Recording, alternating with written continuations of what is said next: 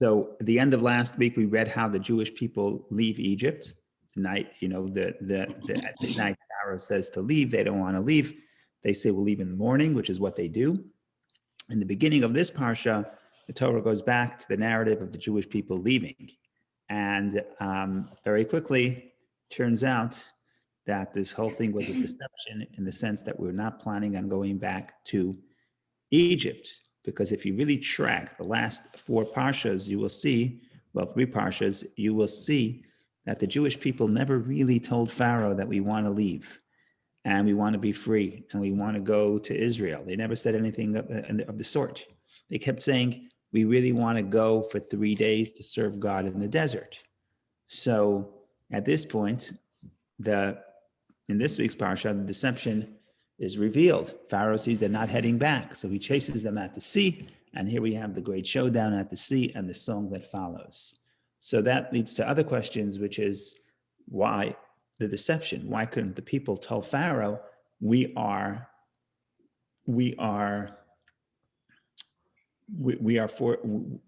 to leave, and if you don't let us leave, God will bring the 10 plagues, and ultimately the 10 plagues broke Pharaoh's resistance, and ultimately he had no choice but to let them go because he was afraid of the death of the firstborn, the 10th plague, which he was a firstborn. So we could have really asked for more, but yet we didn't. So that's part of the discussion. But before we go there, let's share the screen. We'll read the parsha in a nutshell, and then we'll see if we can analyze it in a little deeper level. So here we go. Bishalach in a nutshell. Bishalach literally means Bishalach, when he sent them. Bishalach, when he sent.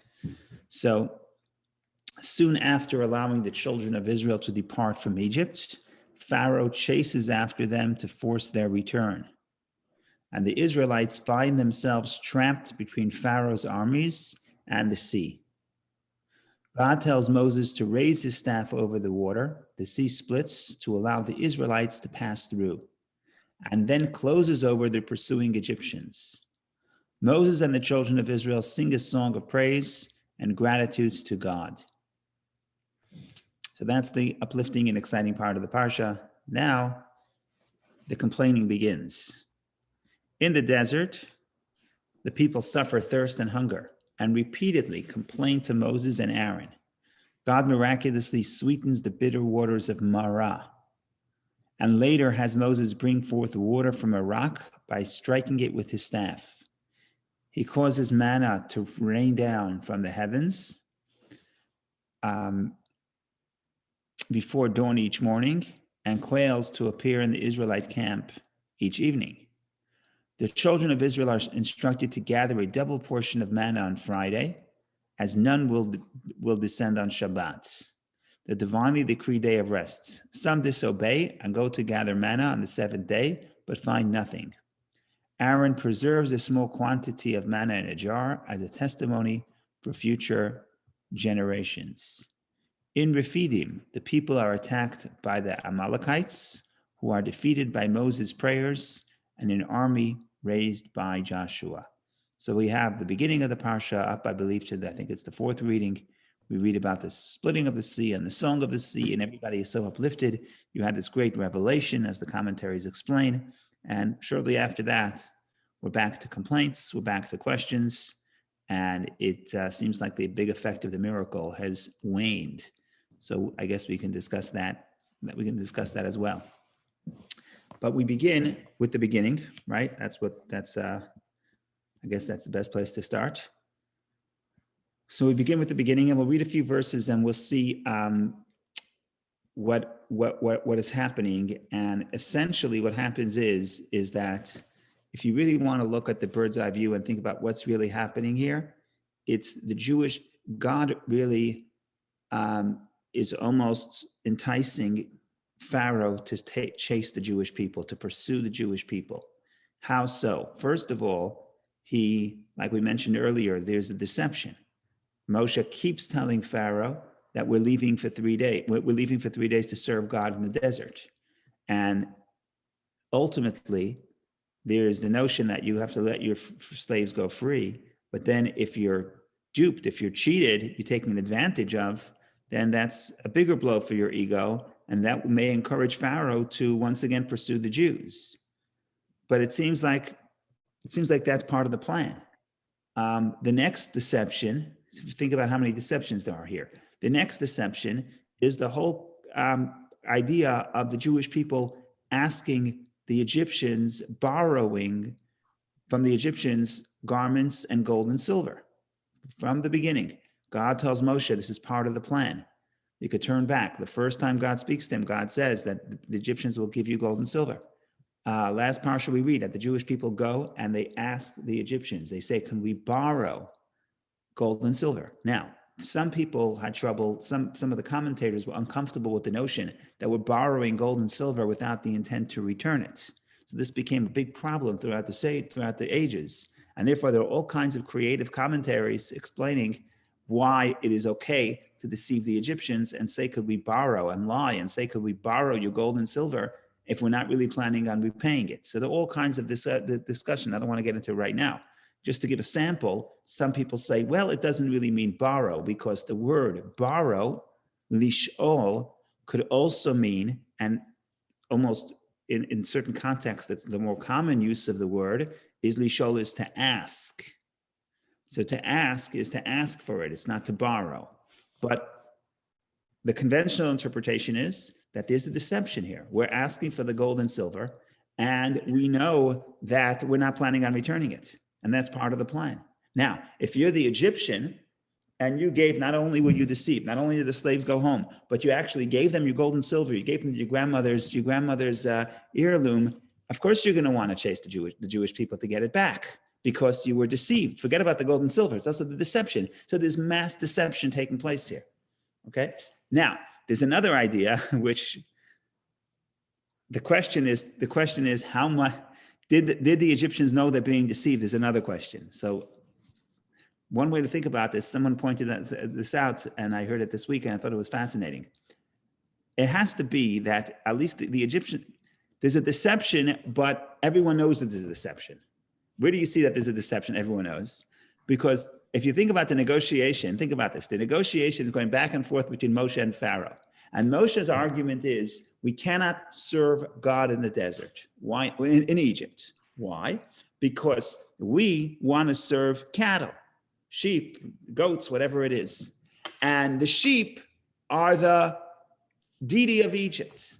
So how could we, Moshe says these words, how could we slaughter the deity of Egypt and the Egyptians are not going to stone us? So therefore we have no choice. We must leave Egypt. And Moshe keeps repeating it. And Pharaoh says, no problem. You want to have a festival for God? Make a festival for God in Egypt. Moshe says, no, we can't, because we have to offer the sheep. We can't offer the sheep in Egypt. We have to go 3 days away so the Egyptians don't know that we're slaughtering their gods. Okay, why is this hilarious? So why is this a joke? One big joke. Because what was the last thing the Jewish people did in Egypt? They slaughtered the sheep, and they had a Paschal sacrifice, and they put the blood on the doorpost so everybody should see, and they roasted the sheep so everybody knows they're roasting sheep. And it's a whole mockery. They're making a mockery of their own claim, right? The Jewish people themselves are saying, oh, sorry, there was a mistake. No, we have no problem. We could serve God in the desert in Egypt. How do you know we're doing it right now? So why do you want to leave? Well, we want to leave. In other words, the Pharaoh, it's a question of how fooled Pharaoh was. In other words, part of the deal here is there's this big deception. Everyone knows it's a deception, but everybody's playing along. That's what it seems. So a deception here is a part of it's built into the story. We have to figure out what to do with this, but it's an important theme. And the bigger question is, like I said, they could have approached and they could have said to Pharaoh, we want to leave and we're not coming back.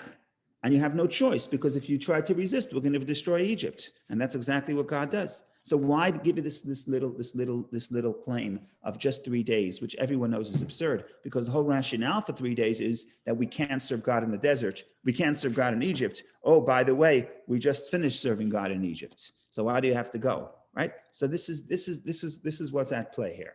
So there are multiple answers, many answers throughout the generations. We could sit an hour just on this question. I want to give two answers. One is psychological and one spiritual, or maybe they're related. Maybe they're not, they can't be divided in that way. But we'll start from this historic psychological perspective, and then we want to make it a little bit more personal to apply to everybody's soul. So the first step is that, I think we said this in the past, so I'm going to repeat the joke that I said in the past. And that is that you can't really, if Pharaoh releases you, you're not free. Freedom cannot be granted. That's the key here. Freedom has to be taken. If you're free, Pharaoh says leave Egypt, and you leave Egypt, you're not free. You're just doing what he said. Before he told you to be a slave and pick up bricks, and now he's telling you to go to Israel. But you're still listening to Pharaoh. You're still afraid of Pharaoh. You're still doing exactly what he says, right? We know the famous story. It's a joke, I think. I'm not sure. They say the story that the guy goes up to heaven, and he sees there was a way, to heaven. I guess, there's lines. It's a busy morning. So there's two lines to heaven. So one line is, it says, for all men who listen to their wives. That's one line. And the other line, it says, for the men who made their own decisions. They did not listen to their wives. And there's only one old Jew, 90 years old Jew, who's standing, this weak little person, standing in the line of the people who, made their own decisions. They didn't listen to their wives. And all the big macho guys are standing on the line that says the people who listen to their wives. So when someone turns to this old guy and says, Rabbi, tell me, what's the secret? Why are you standing in this line? What's your story? He says, I have no idea. My wife told me to stand here, so I'm standing here. Right? So the point here is, if you're standing here because you were told to stand here, so you're not really standing here. So if you're free because Pharaoh told you to leave, you're not free. What does freedom mean? Freedom means that you have to defy. You have to be willing to go up against the Pharaoh in his might and rebel. And that's really what's happening here. So technically speaking, we have to get the Jews out of Egypt. But they didn't really leave Egypt yet. When they were in the desert, they were still afraid of Egypt. What do we need? God was going to orchestrate that the entire might of Pharaoh, right? It's not Pharaoh opening up the door and letting them leave. The entire might of Pharaoh pursues the Jewish people. There are 600 chariots. Chariots was the equivalent of the tank, of the best tank, best army. Midway toward Murchison Place. Okay, so what's happening? COVID-19 alert before. What's happening here is that the Jewish people are really facing the entire might of Egypt, and at that point they're defying Egypt. And if you can defy Egypt in all its might, that's when you're free. But you can't be free because Pharaoh told you to be free. And that's why you'll see in a minute that the verse says the Jewish people actually turn around and they start heading back toward Egypt so Pharaoh should think that they're lost. And that would again encourage Pharaoh to pursue the people. Why does God want to encourage Pharaoh to pursue the people? Because he wants to kill them at the sea. He could have killed Pharaoh back in Egypt. Because we need the Jewish people to be able to defy Pharaoh in all his might. And that's when the freedom takes place. Because if you're free because Pharaoh gave you freedom, you're not free. If you're free because you take the freedom for yourself, that is when you are free. So that's the sort of the psychological, historic perspective. Now we get to the Hasidic and mystical perspective. And the Hasidic mystical perspective is that what is freedom? And freedom is that the Jewish people had to escape. They had to escape Pharaoh. It's not like they break Pharaoh and Pharaoh says, you can go, you don't have to come back. There have to be a deadline. You have to come back to Egypt. They're defying the Egyptians and they're escaping. Why is it so important to escape? Why is it so important in the narrative that the Jewish people escaped the Pharaoh? The Torah keeps saying, Barach ha'am, they ran away. I mean, they didn't run away, he let them leave. But at the third day, when they didn't turn around and come back, right? So they're escaping. Why is it so important to explain that they're escaping and set up the story in a way that they're escaping? So the Hasidic interpretation is that the exodus from Egypt really paralleled what was happening within their own souls. And within their own souls at the time, what does freedom look like? What does it feel? What does it look like to feel free? So our perception of freedom is that spiritual freedom, I live the way I like to live, and I'm not sort of trapped by negativity or by negative instincts or by negative habits or by bad habits that I can't break out of. That's our perception of freedom. So finally, I have peace. I have no internal turmoil. But the Hasidic commentaries say that's not what freedom is. Freedom begins when the Pharaoh is still in all its might. In other words, I do have a negative desire. I do have a negative instinct. So the negativity within my soul, the part of my soul has positive and negative, but the negativity within my soul is within all its might. And yet I say, I'm escaping, I'm running away. I am not going to submit to Pharaoh and his might, but I'm going to escape. I'm going to run away from what part of me wants me to do. And telling no to the Pharaoh or telling no to the activity within, to the instinct within myself, that is freedom. That is when I break free. So if the Jewish people were at the point that there's no negative influences within their soul, nothing is drawing them back to Egypt, physically or spiritually or emotionally, then they didn't have to escape. There's a verse that says, when Mashiach comes,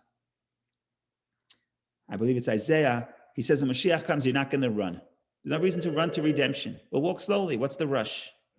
Why don't we have to rush? Because there's no Pharaoh pursuing us. There's no negativity pursuing us. The negativity has evaporated.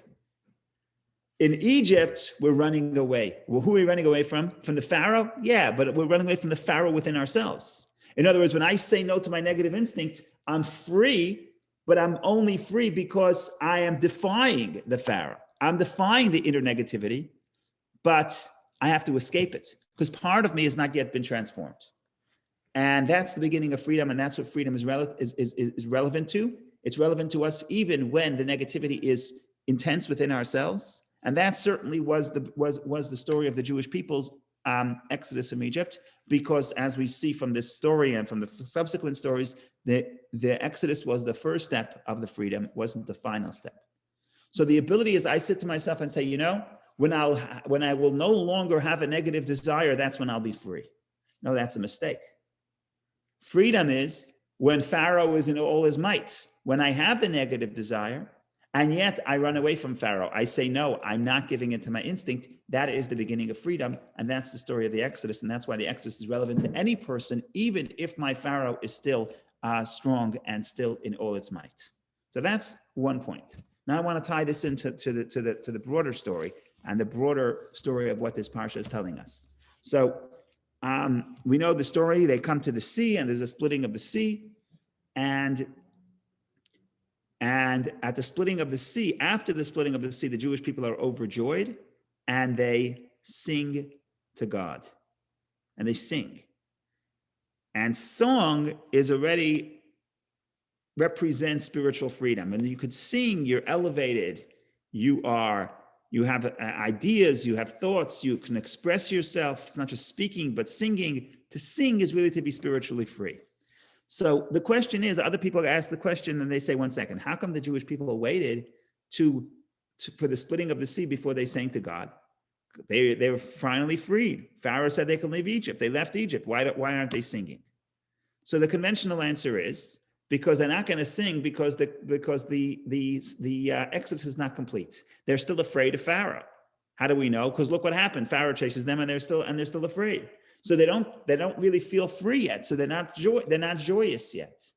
Only after the Pharaoh is wiped out, or his chariots are wiped out, his fighting force is wiped out. Now, finally, they could achieve freedom, and finally they could sing, and therefore the conclusion of the Exodus is really at the splitting of the sea. By the way, that's why the holiday of Passover, biblically speaking, has 7 days. Outside of Israel, it has 8. The first day is holy, and the 8th day is holy, and the 7th day is holy. I'm sorry, 1st and 7th are holy outside of it in Israel. Outside of Israel, it's the first 2, and day 7 and day 8. But what do we celebrate on the 7th day? So the 7th day is the anniversary of the splitting of the sea. So we consider the splitting of the sea to be the conclusion of the holiday of Passover. Why? Because the Exodus begins when Pharaoh lets us out of Egypt, but the Exodus is not complete until the sea splits. So that's the conventional story. Now you want to go to the mystical story. And we spoke about this a little bit yesterday. Let's go to the mystical story. What is the mystical story of the splitting of the sea? So the mystical story of the splitting of the sea is as follows, and this is the big deal, and we elaborated upon it in the past, so I'm just going to try to be relatively brief. According to the Kabbalah, the splitting of the sea is a very important event. It prepares the people for the giving of the Torah, which explains the map. When you look at the map, The question is, why are they going to the sea? They don't have to go to sea. They certainly didn't cross the sea. If anyone told you that Kriyat Yam Suf means the crossing of the sea, it's not the case. It's the splitting of the sea, because the Jewish people never crossed the sea. If they crossed the sea, they would be in the wrong region. They would be in Saudi Arabia. They wouldn't be in the Sinai Desert to get the Torah. So in fact, they entered the sea and they exited the sea at the same side. They made a U-turn. And so why? So the question is, who needs the crossing of the sea? Why does God take them to the sea? Why is the sea the arena, the showdown? And God could have found another way to get rid of the Egyptians rather than split the sea. He could have sent the pandemic or something else. Who knows? He was very creative with the 10 plagues. He could have made an 11th plague. Who needs the splitting of the sea? So Kabbalistically speaking, the splitting of the sea is significant. And that's why, as we mentioned yesterday, the Talmud says, the Medrash says, that Rashi quotes it, that the splitting of the sea was the moment of great revelation. And they go to the extent of saying that even a maidservant at the sea saw greater prophecy than the prophet Ezekiel, one of the greatest Jewish prophets. And it's alluded to in the verse where the verse says, Zekeli, this is my God. And we mentioned yesterday that Zekeli, this is my God. If you say, this is my God in the song, this is my God, is you can point. And that represents revelation. So it's not that you're not talking to, the person you're talking to is present. That's when you say, this is my God. So they have this great revelation. What does revelation have to do with the splitting of the sea? So according to the Kabbalah, sea represents the concealed reality, because in the sea, there's a tremendous amount of life, but it's concealed. Dry land represents the revealed reality as we perceive it. And the splitting of the sea means, the mystical significance of the splitting of the sea is that the concealment, the sea, the concealment is split, and what we get and what was concealed comes out in the open. So mystically speaking, what that means is that the spark of God within everything, the fact that within every creation is a divine reality, that comes to the fore at the splitting of the sea. And that's why the Jewish people, when they sing the splitting of the sea, when they see the splitting of the sea, that's when they experience revelation, because it means that's when they see that there's a deeper reality within the universe. Okay, fine. It's a beautiful idea. We elaborated upon it yesterday. We can elaborate upon it today. How does this tie on to the greater question that we're discussing about the deception, about the escape, about freedom? So one way to put it is like this. Let's say I'm entrapped to my Pharaoh. Let's put the scenario. So let's say I'm entrapped to my Pharaoh, right? The most oppressive Pharaoh is the inner Pharaoh.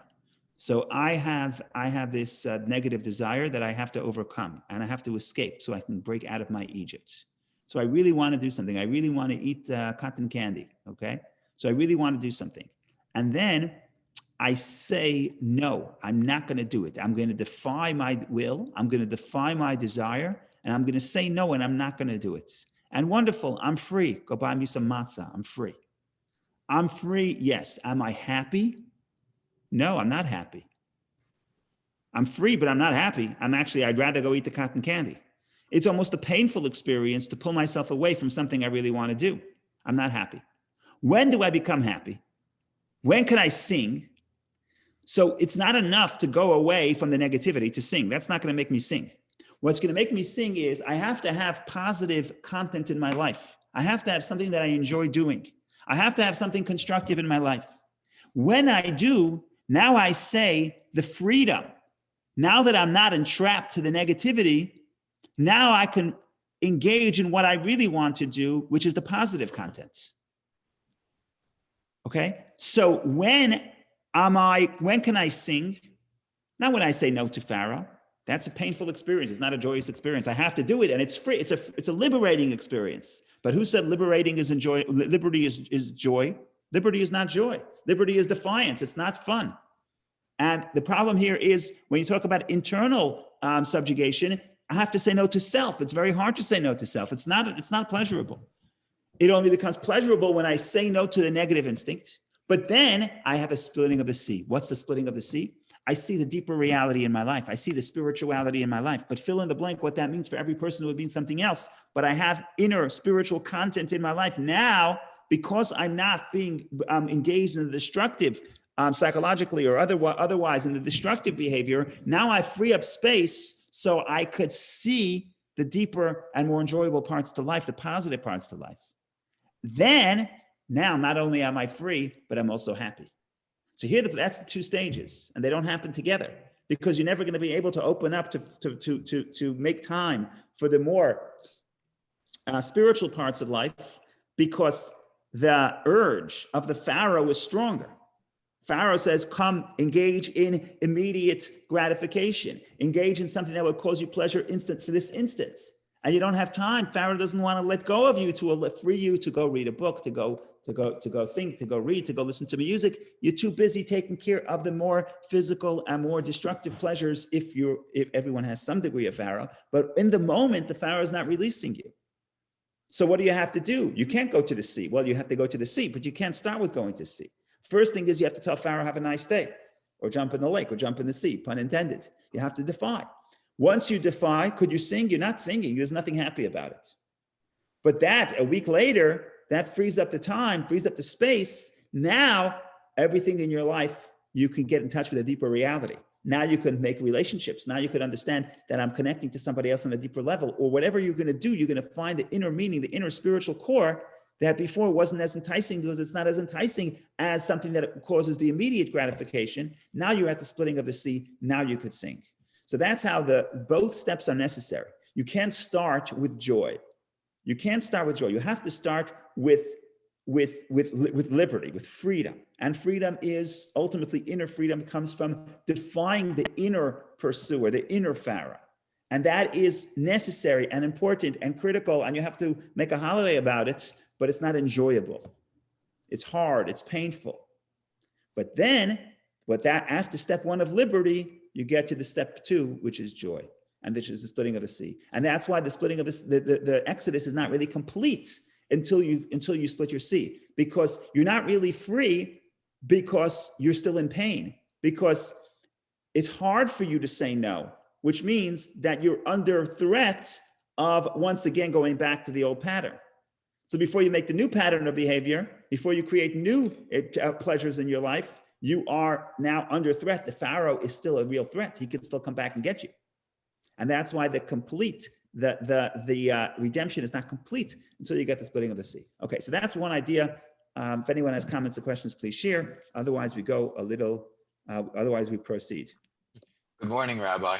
Good morning, Steve. I have a thought. I'm not Yes. sure if it's the question, but I believe there's a midrash that Hashem says that the Egyptians are part of my creation. Why are you rejoicing at their destruction? And pardon me? There is such a medrash, but the verse says that they sang Shira, they sang a song. So if I'm not mistaken, I may be mistaken, but if I'm not mistaken, the medrash says God said so to the angels. In other words, according to the medrash, every morning the angels praise God. And it came to the time of the morning of the splitting of the sea, and the angels want to praise God. And God says, don't praise, because the handiwork, my handiwork, things that I made, the Egyptians, my handiwork is drowning in the sea, and you want to sing a song. So in other words, that medrash is saying that the angels should not sing because the Egyptians are drowning. But it can't mean that the Jews shouldn't sing because the Jews are singing and it's seen as a wonderful thing. So I think what it means is, yes, the person who is being liberated has to celebrate and should celebrate and experiences the joy. But the third party or the angel also has to respect the fact that it's painful for God that the Egyptians have descended to the point where the only path forward for them is destruction. I have a question. Go ahead, Zach, and then Vicky. Go ahead, Zach. And this is a question that it's a sincere question. I don't really know the answer, even though I've been thinking about this question for a long time. So I'd like to know your opinion. Shannon, it's a simple question. When the goal justifies the means, if I want to fight for freedom or get to freedom, can I steal and kill, and when? What's the criteria? That's a very good question. Like all simple questions, the simple questions have the hard answers. That's a good question. I don't know the answer to your question. In other words, I don't know the answer to your question. What just comes to mind in a moment here, what comes to mind is that There's a verse in Psalms that says that with the straightforward, you should be straightforward. And in Ikesh, with the person who's not straightforward, who's a trickster, who's not honest, you have to be dishonest, or you should be dishonest. Don't be honest. With an honest person, you're honest. With a dishonest person, you're not helping the situation by being honest. And again, this is not the full answer to your question, but part of the discussion is why God is tricking the Pharaoh. Well, what we know in the Torah, at least from the perspective of the sages, that God operates, God's sense of justice, at least the way the rabbis understand it, is what they call midah keneged midah, measure for measure. Measure for measure means if you trick, you get tricked. And that's why a lot of the sages explain, for example, the 10 plagues, how the 10 plagues are really a response to what the Egyptians did to the Jewish people. So we're talking about drowning the Egyptian armies in the sea.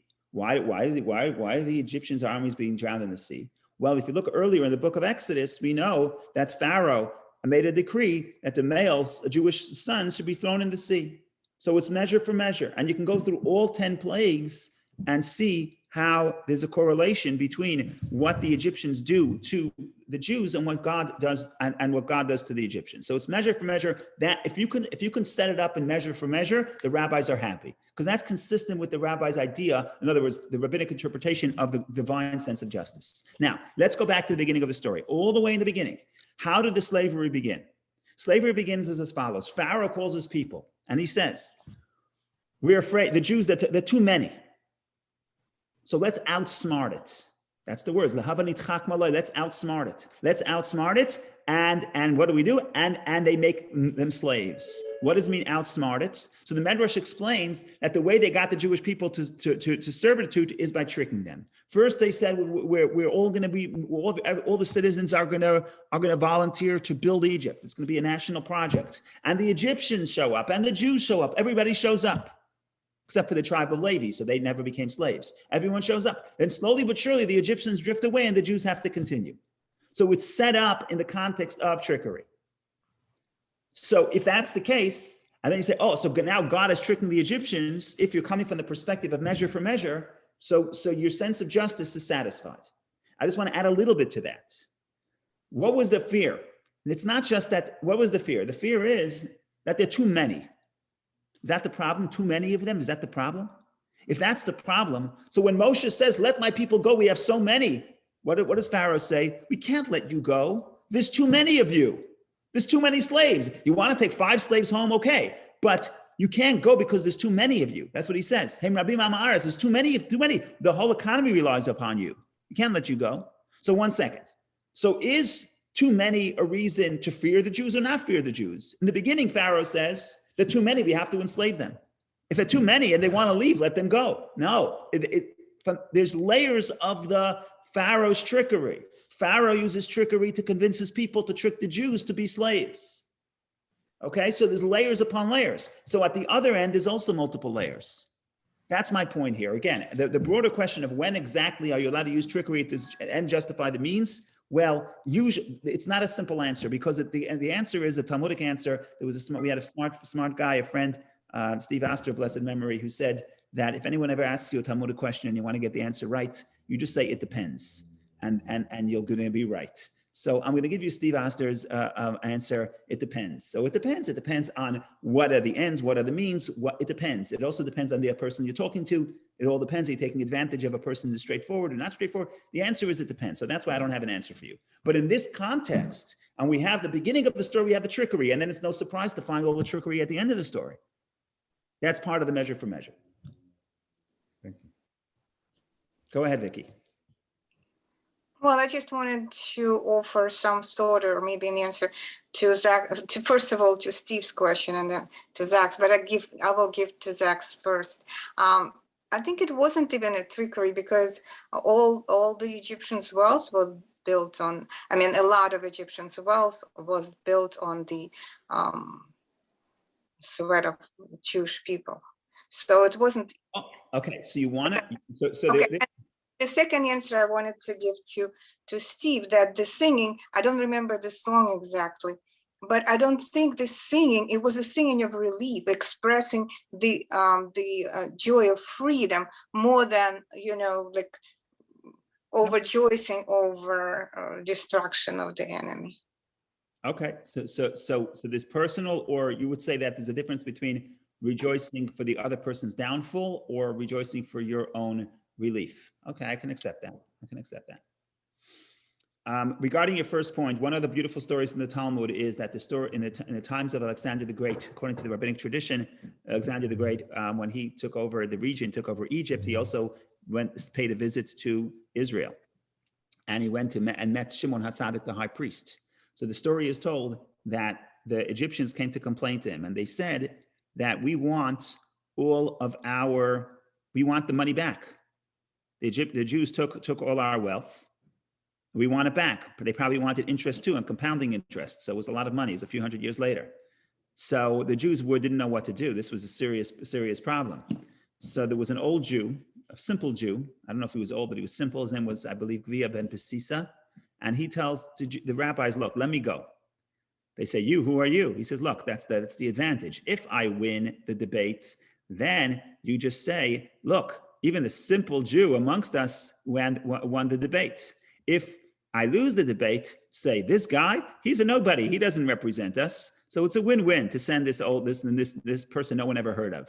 So they send this guy, what could be worse? So he shows up before Alexander the Great with the people of Alexandria, and they come and say, look, 600,000 Jews taking gold and silver. Here's the bill with the interest. Please pay us back.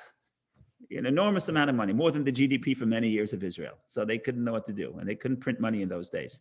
So what are you going to do? So this guy says, look, no problem. We're willing to pay you back. But first, let's calculate 600,000 slaves for 200 years.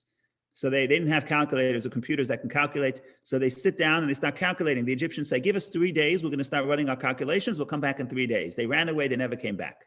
That was the story. So is it right that we borrow the money? I mean, is it morally right? Well, you have to look at the entire story and the entire picture. And if you think about the concept of when you have an imbalance of power, what's right? Things change. There's Malcolm Gladwell's book, David and Goliath, and there he talks about when people are slaves, the only power they have is the power of deception. And not that he's necessarily in the moral standard, but he talks about this, that historically, that's what people, when there's an imbalance of power, especially between an oppressor and a slave, all you have is deception. And that's the way you assert your freedom, because you can't do so in the conventional way. You can't bring your tanks against the Pharaoh's tanks. The Pharaoh has no tank. You have no tanks. Right? You have no chariots. That's all you have, and that's the only weapon you have. So it has to be understood. But the short answer is, I'm still, even despite all of this, everything I said, I'm still going to hang on to Steve Oster of Blessed Memory's answer and say it depends.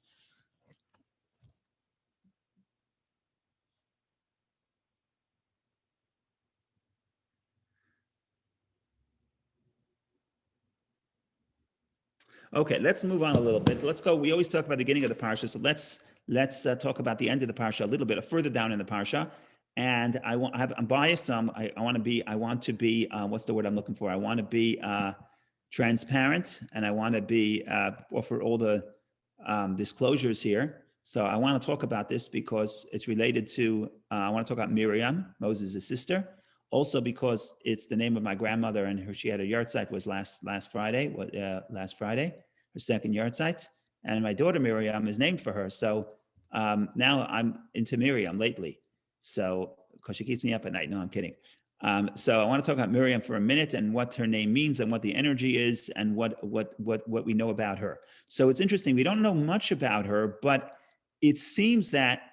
Not because she was not significant. We have a few stories about her. I think there are 4 stories about her in the written Torah, but because not that her role was not important. When the prophets describe, when God in the prophets, I forget which prophet this is. I'll check it up in a second. But when God retells the story of the Exodus, he says, "And I sent you Moses, Aaron, and Miriam to release you." So we think of it as the team, Moses of Aaron, but that's not the full story. The full story is that there's Moses and there's Aaron and there's Miriam. And one of the places where you see that is this week's parsha, where you have a long song that the Jewish people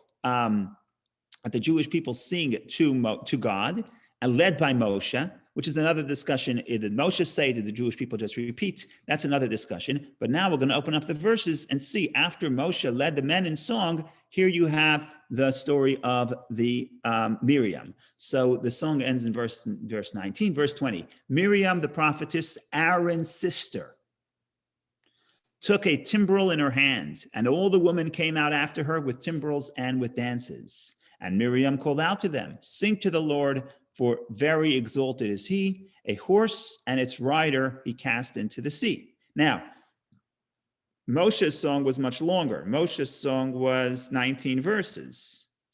Her song was only one verse. So does it mean that her verse was shorter? Not necessarily. Some people say that she sang the entire song that Moshe sang, but you only have the first phrase. Because this point, Shiru la Hashem, sing to the Lord, for very exalted is he. A horse and his rider is cast into the sea. That phrase that she says in verse 21 is exactly what Moshe says in the beginning of his song, verse 1. Then Moses and the children of Israel sang the song to the Lord, and they spoke, saying, I will sing to the Lord, for very exalted is he. A horse and its rider he cast into the sea. Right? So it's the same verse. So either she's saying one verse or she's saying the whole song. It's wonderful. But what we see here, we see that the joy that Miriam and leading the women, the joy that they express is much more intense. Where do you see that? First of all, you see the instruments, you have timbrels, and you also have dances, right? So the men are talking, they're much more engaged in the joy.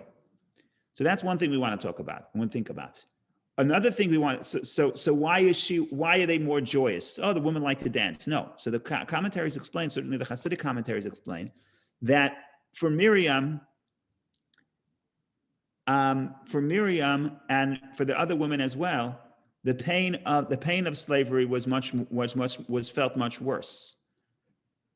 The pain, in other words, sometimes the way men, not always, but sometimes the way men deal with emotion or pain, they just ignore it and they suppress it. But with Miriam and the women, they feel the pain much more. When the child is thrown into the sea, the mother takes it more to heart. And that's why, because the pain was more severe, therefore the joy at the end is much more intense. That's one way to think about it. But let's go a little deeper. The word Miriam, what does Miriam mean? Miriam comes from the word, there are a few more, it's a very interesting word. It has the word mayim. 3 of the 4 letters of the word Miriam are water. It has the word yam, which is sea. So you have sea, like the ocean. You have water. But once you add the letter resh, right? So let's look at the word for a second. You look at Miriam, you could point, you look Miriam. So ignore the resh, you have mayim, mem yud mem, mayim, water. Or you have yam, you have ocean. But once you introduce the resh, you have mar. Mar means bitter. Later on in the parsha, you're going to have Mara. They come to a place of bitter water. They name the place Mara. Mara is like Miriam. Now, this verse of Miriam has a sense of bitterness in her name. Now, bitterness and water is almost the opposite. Water is life-giving. Water is the source of all life. And bitter is the opposite. You can't drink the water. What's going to happen later is when they come to a place of Mara, they can't drink the water. Now, what's also interesting about this verse is the verse says, Aaron's sister. Now, if you're Miriam and you have to print a business card to introduce yourself, what are you going to say? I'm Moses' sister. And she was older. She was the oldest. She was 6 years older than Moshe, 3 years older than Aaron. So you want to say the sister of Moshe and Aaron. Wonderful. Sister of Aaron. What does it mean, the sister of Aaron? Where's Moshe? Why isn't she the sister of Moshe? So there's an absolutely fascinating medrash, and Rashi quotes the medrash. And Rashi says, it says, Miriam the prophetess. When did her career of prophecy begin? When she was Aaron's sister, before she was Moshe's sister. That's why the verse says she's the sister of Aaron. What happened? What happens is like this. So let's read Rashi.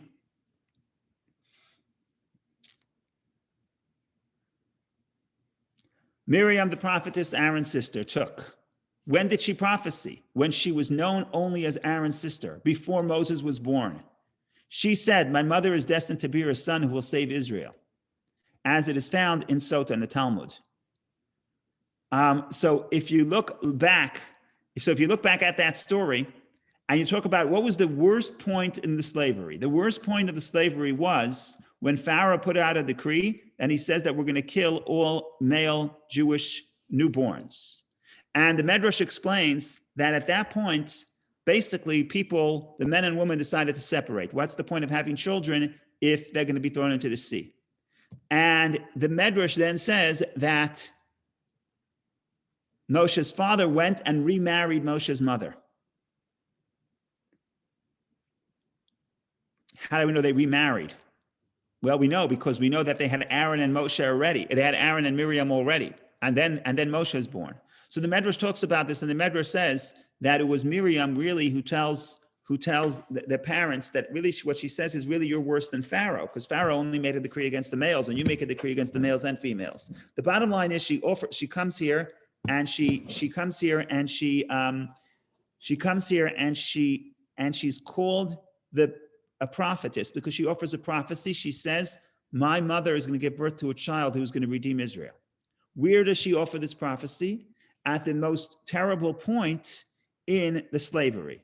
So the Medrash makes this connection. The Hasidic commentaries elaborate. The Medrash says, why is she called Miriam? Bitter. Because of the bitterness of the slavery. And the Medrash quotes the verse that earlier, a few verses earlier, the verse says, Vayimararu et chayehem, they, the Egyptians, embittered the souls of the Jewish people. Okay? So we have the notion of she is called bitter, not because she's bitter, because she is operating in a time which is very bitter and very terrible. Now, what does she do in that time? In that time, she offers comfort, she offers hope. She's offering water, life-giving water. So Miriam, ironically, has two opposites in her name. It's got the part of Yam, Mayim, water. In this parsha, you see all about water. Without water, you have nothing. So that's the positive influence, her positive influence. When is she offering the positive influence? Before Moshe was born, which was the darkest time in the slavery in the history. And if you want to go back and play with the words, the word Miriam, the letter, we said Miriam is Mayim, Mem, Yud, Mem. You throw in the resh, becomes bitter. But if you look at the resh and you drop the vowels, in other words, you keep the letters, it could also be meirim, to uplift, right? So we have all opposite ingredients here. You have water, which is life. You have bitter, and you have uplift. So what's the secret of Miriam? If you put all the pieces of the puzzle together, it seems like it's actually opposing pieces, that it's sort of opposing themes within one name. But of course, from the perspective of the Hasidic commentaries, it's not opposing, because what happens here is that while some people will react to pain by either succumbing to the pain or ignoring the pain, being in denial, suppressing the pain, what Miriam does, Miriam is the quality that the difficulty should actually fuel the hope and positivity and the ultimate joy. So in other words, she is able to encourage the people, and she enables the people to be hopeful, not by necessarily ignoring the pain, right, or denying the pain, but actually by empathizing and feeling the pain, and nevertheless understanding that that pain could be actually fuel that can actually combust and make and fuel the hope and fuel the positivity that it will lead to. And of course, the lesson for everybody is every person at some point in time, you have the bitterness of your life, you have the difficult circumstance, and then it's your choice. How am I going to react to that bitterness? How am I going to react to those circumstances? And ultimately, the lesson is to be like Miriam, which is to find the water, dig deeper, find the reservoirs of our soul where the bitterness actually is what helps us reach the deeper waters, and the deeper waters ultimately will lead to even a greater joy. And that's why you see at the end of the story, she appears in the beginning of the slavery, she appears at the end after Moshe's song, but when she appears, the joy is more intense because the experience is far more profound. So that's just something about Miriam and the bitterness. And with your permission, we want to do one more little story about bitterness, which is very strange. And of course, what is the meaning of, what's the significance of all this is also strange. So give me a minute and we'll open up the next story of the bitter waters. So everything was wonderful. The Jewish people sing to God. Miriam sings to God. And Moses led Israel. So that's verse 21. Miriam called out to them, sing to the Lord, for a very exalted sea. A horse and its rider he cast into the sea. And then we get to the story of the bitter waters. Verse 22. Moses led Israel away from the Red Sea, and they went out into the desert of Shur. They walked for 3 days in the desert, but did not find water. They came to Marah. Marah is a play on Miriam, right? Marah, Miriam. Two of those both have the root mar, bitterness. But they could not drink water from Marah because it was bitter. Therefore, it was named Marah. It wasn't called Marah. It was just some place in the desert. But finally, after 3 days of not having water, they finally found water. And then the tragedy is even greater because you found water. You may be better off not finding water than finding water that's bitter that you can't drink. The people complained against Moses, saying, what shall we drink? So he cried out to the Lord, and the Lord instructed him concerning a piece of wood, which he cast into the water. And the water became sweet. There he gave them a statute and an ordinance, and there he tested them. And he said, God said, if you hearken to the voice of the Lord, your God, and you do what is proper in his eyes, and you listen closely to his commandments, observe all his statutes, all the sicknesses that I have visited upon Egypt, I will not visit upon you, for I, the Lord, heal you. Beautiful verses. So in other words, the healing of the water represents the idea, what happens here? You have water that you can't drink the water. God says, throw in a stick, it's a tree, and that sweetens the water. Now the Medrash says this tree was actually not just a tree, it was a bitter tree. So you sweeten the bitter with bitter. We'll get to that in a minute. What does God tell Moshe then? There, he gave them a statute and an ordinance. Rashi explains the Jewish people complaining too much. You have to keep them busy. So there, God gave them some of the laws of the Torah to study, even before the Torah was given. And that explains verse 26. And he says, if you hearken to the voice of the Lord your God and do what is proper in his eyes, and you listen closely to his commandments and observe all his statutes, right? Then what will happen? All the sicknesses that I have visited upon Egypt, I will not visit upon you, for I, the Lord, heal you. Meaning the stone of the tree is like the laws of the Torah. And you take the laws of the Torah and that will sweeten that you won't, the illnesses of Egypt will not be visited upon you. God will heal you. Just like just like the tree heals the water, so too the commandments following the Torah will heal the Jewish people. So that's the parallel. Now, what is the significance of the story? They show up, they're thirsty, they have no water, they find bitter water, and ultimately they reach, the water is sweetened, and especially if you follow the Medrash, the water is sweetened, but how is the water sweetened? The water is sweetened with a stick, with a tree, but not only a tree, but a bitter tree. So what's really happening here?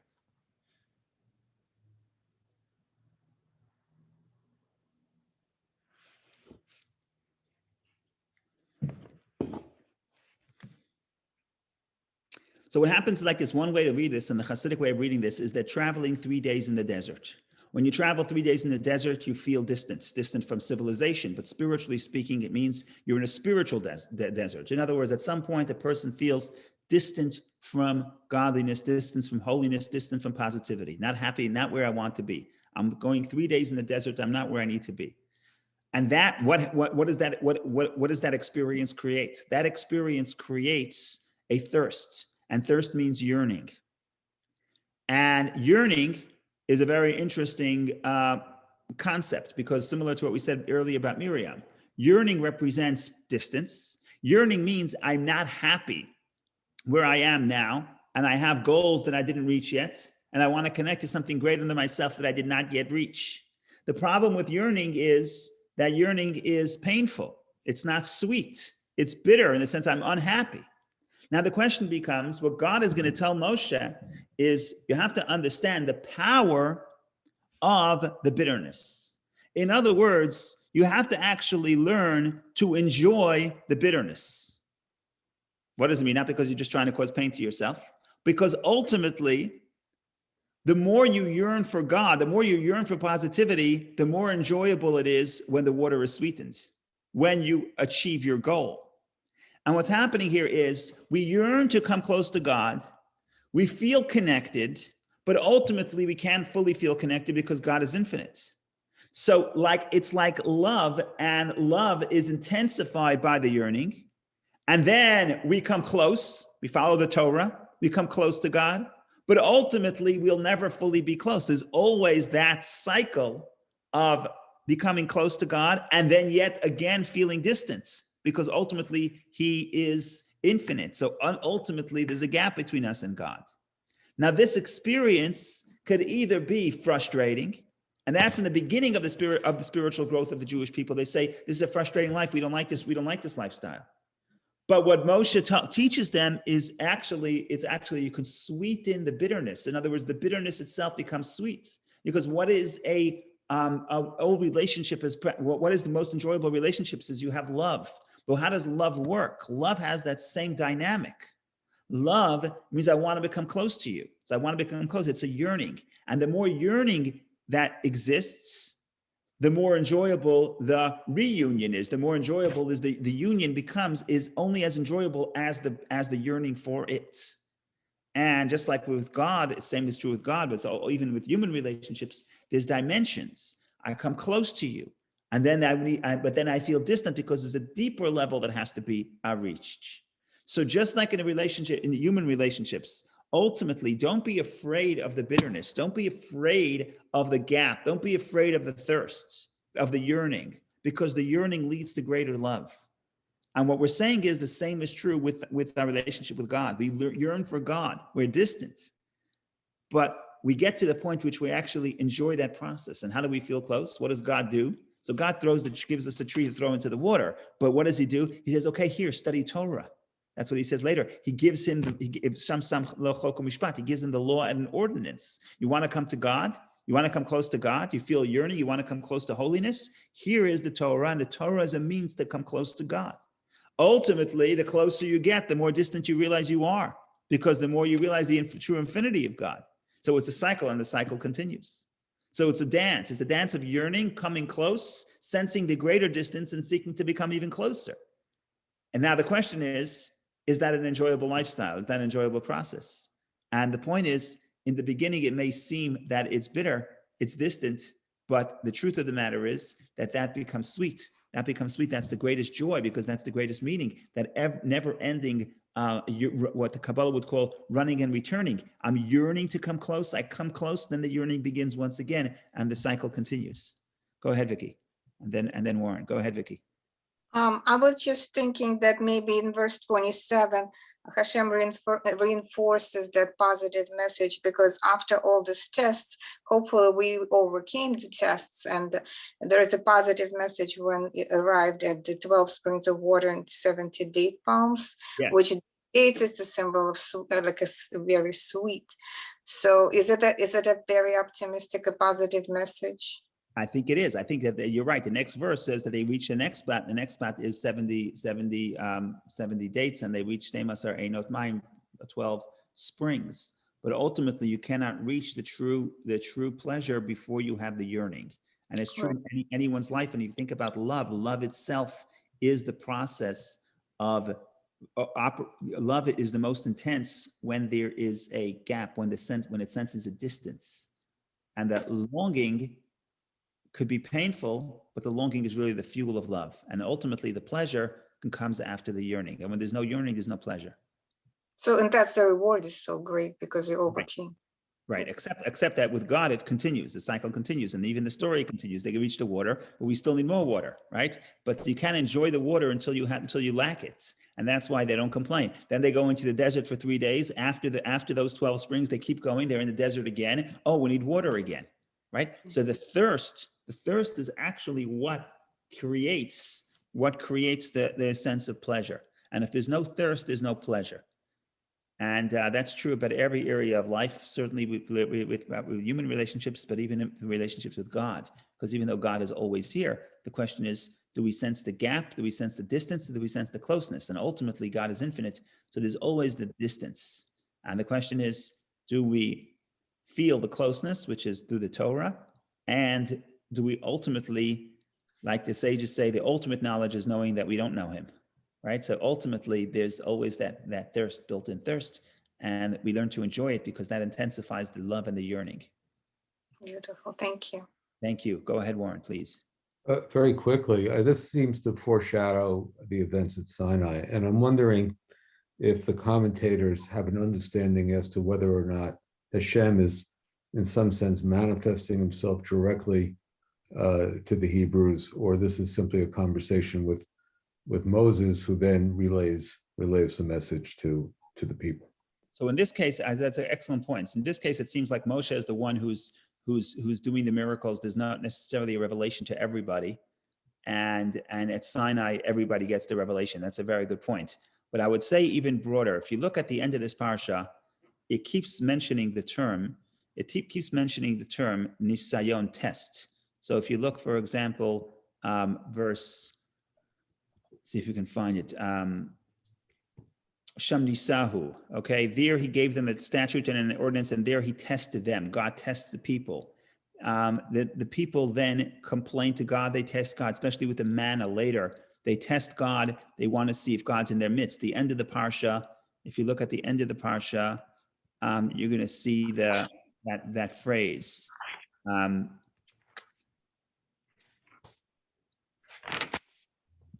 Well, it appears multiple times. I don't have time to find all of them, but right now here. So the people quarreled with Moses and they said, "Give us water and we may drink." Moses said to them, "Why do you quarrel with me? Why do you test the Lord?" They keep testing the Lord. Later on, after the story of the water, again, when Amalek shows up, again, in verse 7, he named the place Massa, testing, and Meribah, quarreling, because of the quarrel of the children of Israel, and because of their testing the Lord, saying, "Is the Lord in our midst or not?" Okay, so if you think about this story in the context of the preparation for Sinai, what appears is that even though the Jewish people are constantly seeing the miracles, they keep testing.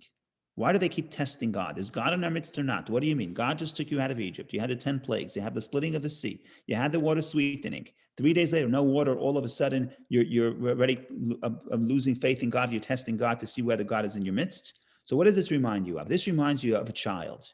Children, they don't have the ability to understand that the parent is not, they don't see their parent, but the parent is coming back.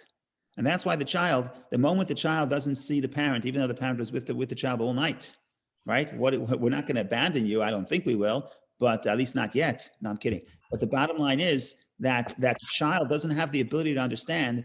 If he doesn't see the parent at this moment, the child thinks the parent will never come back, and the child starts crying. And this is what happens in the Jewish people's relationship with God. Every step of the way, even though page before, God is their parent, God is there, God is present, and God says, "I'm right here for you." The moment they have a challenge, the moment they don't see God, meaning they don't see things are going their way, they all of a sudden lose their faith and start crying and screaming and say, "Where's my parent?"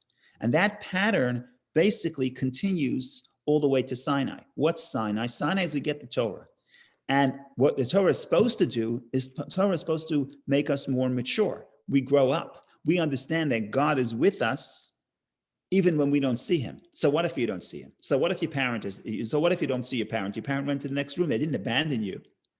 And I think that what's happening here is that here is a taste of the Torah. God is sort of giving them a taste of the Torah to understand that what you have now, the relationship where God does something for you. Then you run into the first problem, then you start testing God, which is the pattern from the second half of this parsha, really till Sinai. Next week is Sinai. Not that we're cured from that even after Sinai, but at least that's the goal of Sinai. The goal of Sinai is you have the law. The law is you have the values, you have the teachings. You don't need to see God's presence every moment to maintain the relationship with God. And therefore, in this parsha, what's striking is we don't have the Torah yet. And what do we have? Constant testing. Constant testing. Testing is I don't see God, I lose my faith. I don't see God, I say, "Oh, he abandoned me." And that's part of the process of maturing, to realize that even if God doesn't do a miracle at this moment, so what? So therefore what? Therefore, nothing changes. His relationship with you stays the same. Your values stay the same. Your faith stays the same. And that comes about through the fact that we get the Torah. Torah is the ability to live our life based on the values, on the teachings of God. And we don't have to necessarily see the open miracle to sense his presence. So I think that's the shift that's going to happen when we get to Torah next week. So that, ladies and gentlemen, is the story in short. I hope you enjoyed. Thank you for joining.